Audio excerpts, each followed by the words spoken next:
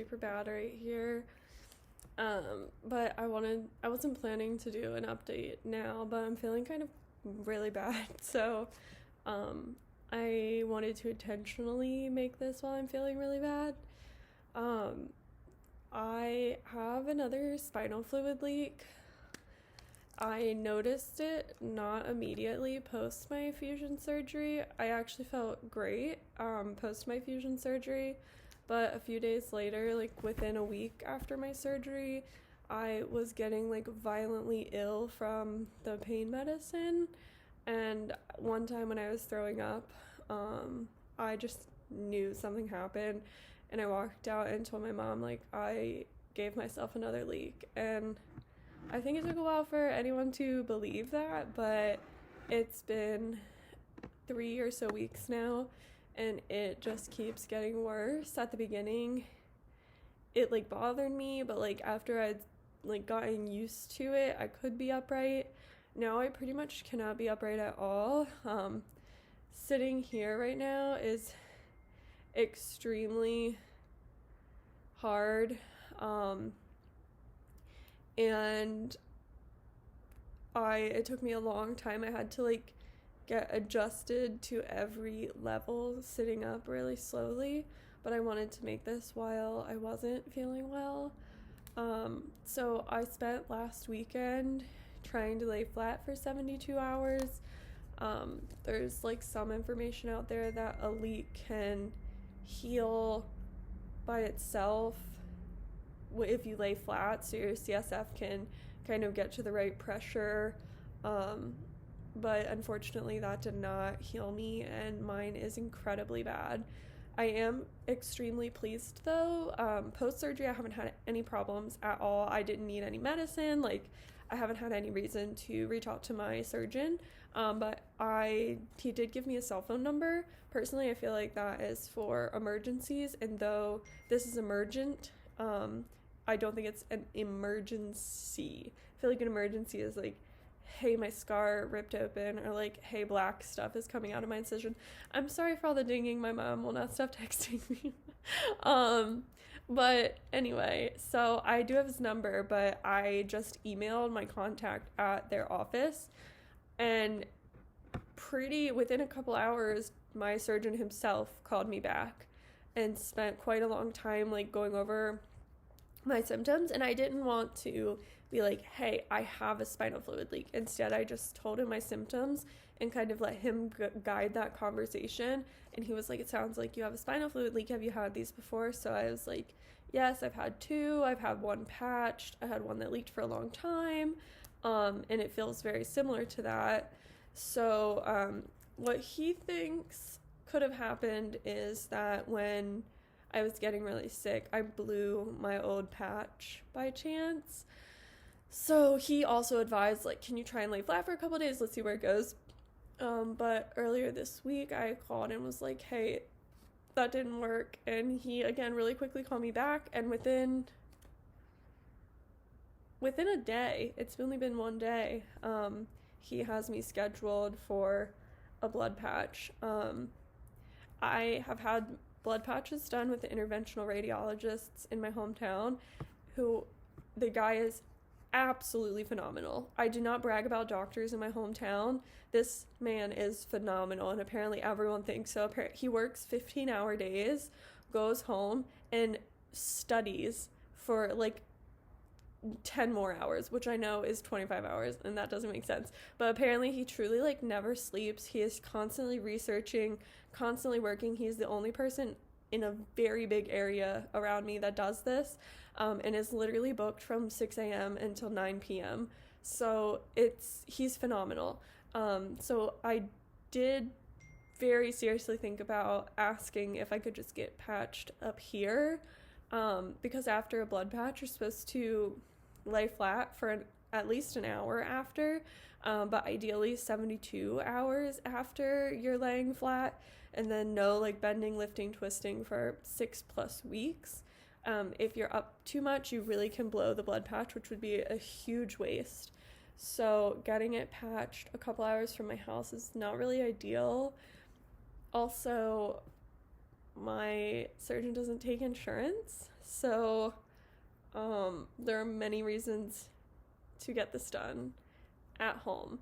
However, I've decided to get it done with my surgeon. I think being this far out of surgery, I think it's important he's in the loop. And though my last blood patch helped, I would say 60%, it did not help 100%.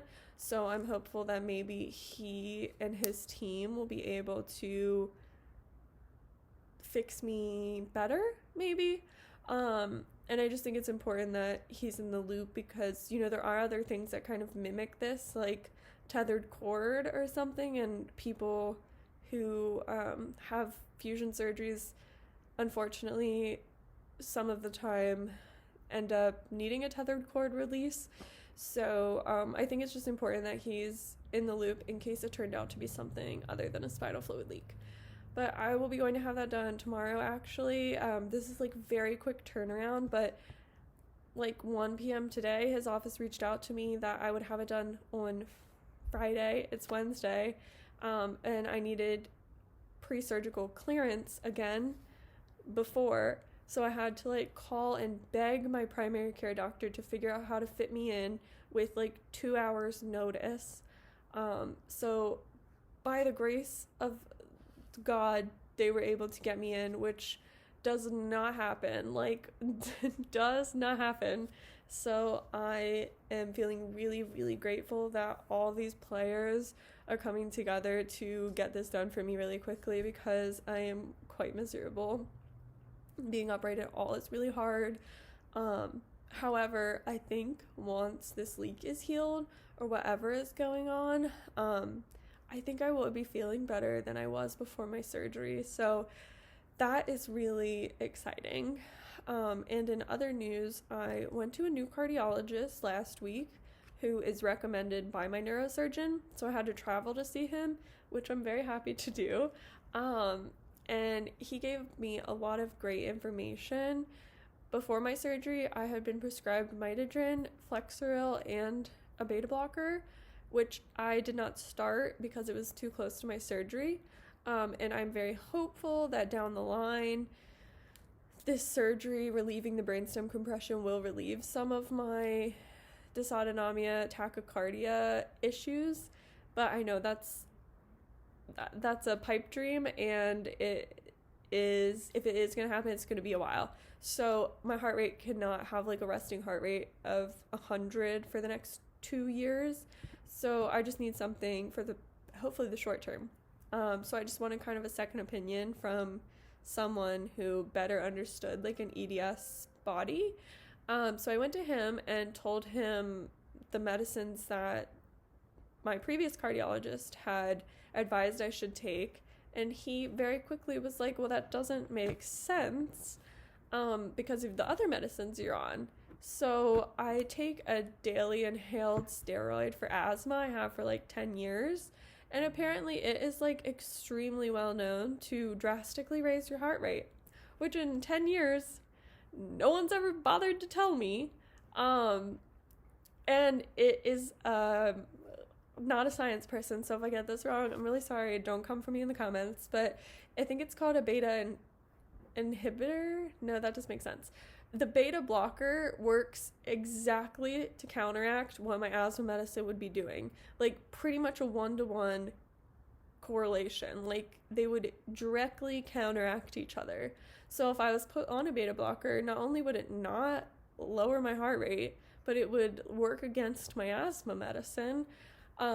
So now my first step is I am getting into my allergist next week to trial a different medicine that hopefully doesn't raise my heart rate so much, but I have struggled on other asthma medicines in the past, so we will see how that goes. I'm also on another medicine for headaches, which I'm very happy to get off of. I hate being on medicines. However, that headache medicine that I was prescribed about a year ago, it supposedly helps the medicine I'm taking now for nerve pain from my surgery to work a little bit better. So I'm a little bit hesitant to get off of that right now. But it also is very well known to raise your heart rate. In fact, it's well enough known that they know that it raises your heart rate about 11%. So I'm not trying to do too much at once. He said work on the asthma medicine first, but eventually if I can get off of one of these medicines, my heart rate could lower by at least 11%, which would be really great, and then the beta blocker would help a little bit more.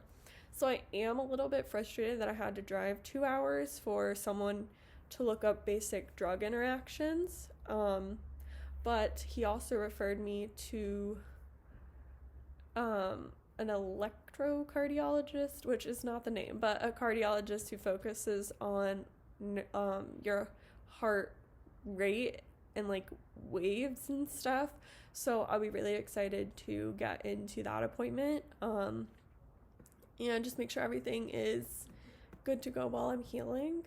But other than that, like briefly, I'm feeling not too bad if I took away the spinal fluid headache. So hopefully after getting patched tomorrow and having a couple days flat to heal, hopefully I'll be on the mend and can give a way better report at like 2 months out.